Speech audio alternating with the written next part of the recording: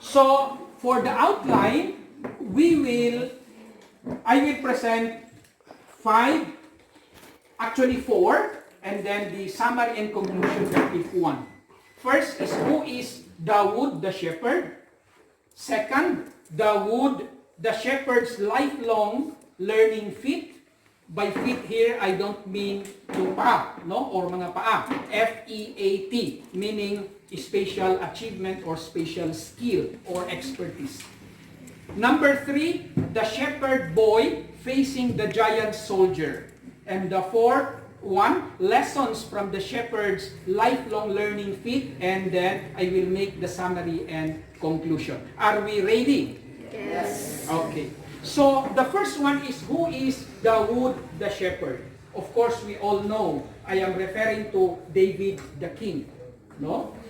David or Dawud alayhi salam is one of the 25 prophets mentioned by name in the Quran.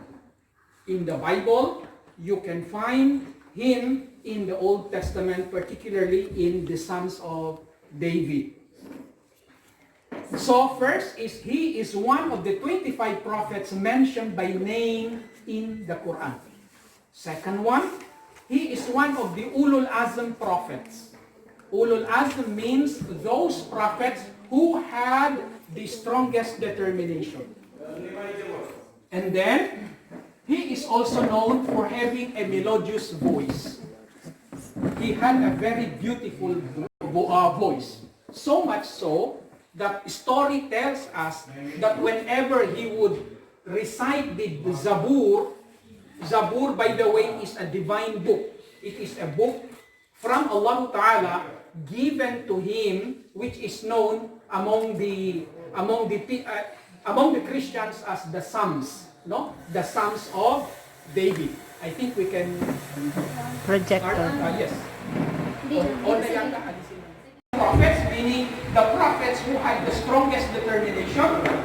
He had a very beautiful voice, melodious one, so much so that whenever he would recite Zabur, the story tells us that the leaves would stop falling down to the ground.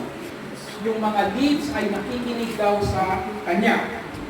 And another thing that he is better known of is that Prophet David or Dawud is what? He is among the prophets who also became political rulers. Not all prophets, most of the prophets, they did not become political leaders or kings. But in the case of David, he became king afterward. And he is also the father of another prophet, Solomon or Sulaiman, who also a prophet, and he became king afterward. So, these are the known things about David. But that is not our concern. Our concern is David's lifelong learning feat or achievement or expertise. Ano yung focus natin? Dalawang bagay. Before he became king, before he became a political ruler, he had 2 learning expertise. First, remember, he was a shepherd. Somebody that tends the animals in the field. If you realize that it is very difficult to preside over an SK meeting, it is also more difficult to govern or to manage a herd of sheep. Because a herd of sheep, they could not talk, only instinct that they have, but for you, you are intelligent enough, you can talk to one another. You can easily understand one another. But he was a shepherd. When you say a shepherd, somebody who mastered how to handle a herd of sheep. The second one is that he is not only a shepherd, meaning somebody that takes care of the sheep. He is also a person that tries to protect the sheep. And he was able to master a certain weapon in protecting the sheep. Ano yung weapon niya? Yung tinatawag na mudsling. Merong bato, merong bato siya like that, this one. Iikot niya yan, and then he would fling it to the enemy. And his mastership was such that through this weapon, he could be able to kill not only wolves, but even bears and lions, just to protect the sheep. So ito yung focus natin, itong dalawa. Being a shepherd and being a master user of slingshot. And out of that life of David, we will try to deduce, we will try to extract some lessons for us to ponder upon. Okay? So, the next part is the shepherd boy facing the giant soldier now. David, he lived during the time of King Saul or Talut in the Quran. You can see it in Surah Al-Baqarah. He lived during the time of King Saul, the king of the Holy Land, which was under the threat of an enemy. The Philistines, not the Palestinians now, the Philistines before, whose army was headed by a giant. The giant is known in the Quran as Jalut, or in the Bible as Goliath. We know him better as Goliath. When David, he learned that it was the need of the land, his country, to defend against an enemy, he wanted to be enlisted. He told the king Saul, I want to be a soldier. King Saul looked at him as a shepherd boy. He said, you don't have any military training. You don't have any military experience. You could hardly wield a sword. How could you kill Goliath? Did David just walk away and said, okay, I tried to be enlisted, but you refused, and then I will go back to the field? No. He insisted. Although his younger brother, Eliab, by the way, David, they were 8 brothers. Most of his brothers, they were soldiers. They were master soldiers, experienced soldiers. Eliab even discouraged him. Oh, what are you doing here? You are supposed to be in the field, and yet you are here in the tent. He insisted. He did not discourage himself. He said, I can kill Goliath, telling the king, convincing the king. I can kill Goliath through my own weapon. I will not use your sword. I will not use your spear. I will not use your javelin. Instead, I will use my special weapon. And that weapon is the mudsling that I use to be able to kill not only wolves, but even lions and bears. So the king finally was impressed. Okay, let us give a try. So David was finally enlisted in the army of Saul. So what happened next? As soon as he confronted Goliath, David did not focus on the strength of Goliath. Goliath was very big. He was very strong. His entire body was covered with helmet, with breastplate. You can imagine in any battlefield, lahat yan covered yan, except the eyes and the forehead. He focused on the eyes and the forehead. First, Goliath, he threw a spear toward him.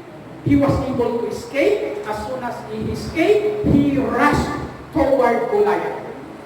Imagine this Goliath soldier, this giant soldier, his experience was that once he made a strike, the enemies would run away.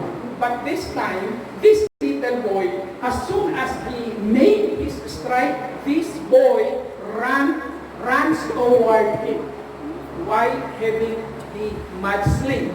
And at the right moment, by the way, ano yung weapons na, ano yung bala niya? Just 5 small stones. Not that small, but big enough to kill Goliath. Once the right moment came, he unleashed the mudsling and tumama sa noo at the forehead of Goliath, and Goliath fell down like a log. Parang kahoy na pinutol na bumagsak. And then, nung bumagsak, kinuha mismo ni David ang kanyang sword. Sword ni Goliath, yun ang pinatay niya mismo sa kay Goliath. So, that's what happened. David, although as shepherd, he was able to kill Goliath. Okay? He succeeded in killing Goliath, and later on, after the death of King Saul, sino ang naging king? Si David. David became king. So, malapit na tayo, dito na tayo sa lessons. Ano yung makukuha natin sa life ni David? The first lesson is that there's always opportunity to learn and excel in every endeavor. Kung hindi kayo nakapag-aral sa ganito, don't lose hope because the learning is still ongoing. David did not make the excuse that since he was too young, he had no military training and experience, he would not go to the field, to the battlefield, I mean. Because while he was a shepherd, natuto siya ng kanyang sariling weapon. Yun yung mudsling. So, there is always opportunity to learn. Like you, there is always the opportunity kung ano man ang kalagayan natin. To be a member of a well-off family is not a ground. Hindi ibig sabihin na mayaman, yun lang yung may opportunity na mag-aral. Kahit na tayo mahirap, meron tayong opportunity. What is important is the desire. What is the second lesson? The second lesson is that it's just okay to be unconventional. Okay lang kung hindi tayo nasa puso. Okay lang kung hindi tayo the usual guy in town. Si David, hindi niya ikinahiya na when he went to the battlefield, hindi niya dala-dala ang isang sword. Because to succeed in life does not necessarily mean following the conventional way. You can do your own way. Ano yung motto ng Nike na shoes? Just Do it. Okay. So, number 3 lesson that we could get from the life of David the Shepherd. Concentrate on your strength, not on your weakness. If you are weak in mathematics, it's okay. If you are weak in English, it's okay. If you excel in sports, do it. Give the best of it. If you are good in dancing, do it because you will excel there. If you are good in cooking, you pursue it. Focus on your strength, not on your weakness. Number 4. As a traveler, as somebody who is in a journey of life, focus on the destination, not on the road.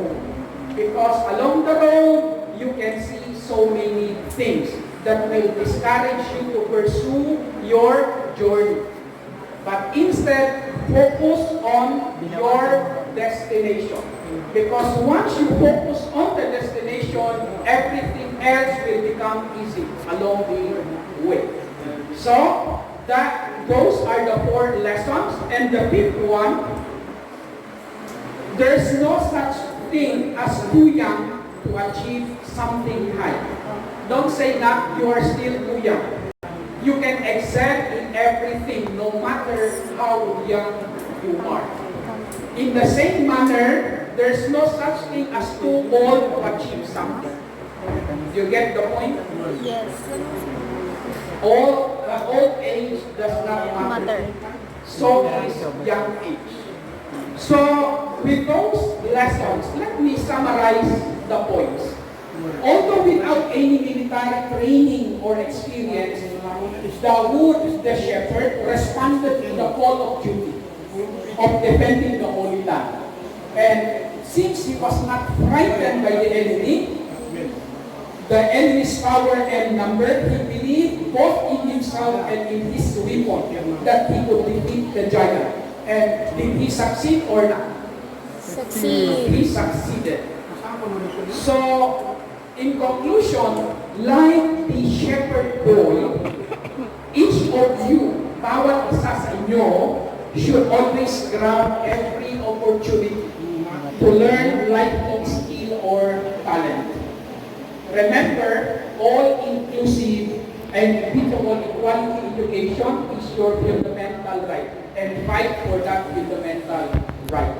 And having equipped with this kind of education, meaning quality education, you can defeat every Goliath along your way. When I say Goliath, I'm not referring to a giant that you will face in the street.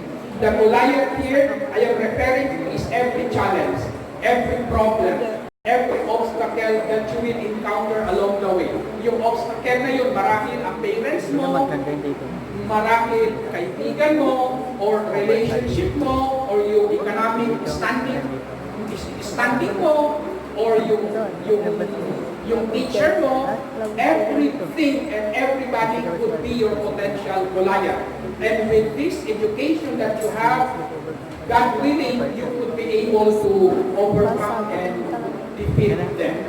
So with that, I would like to invite you to subscribe to my YouTube channel, Wayfaring with Mansur, if you want to join me in my travels and other activities that I have day in and day out. Wayfaring with Mansur. So thank you so much. I would like to give, for those who will ask questions, I have prepared some hints for you. Thank you so much.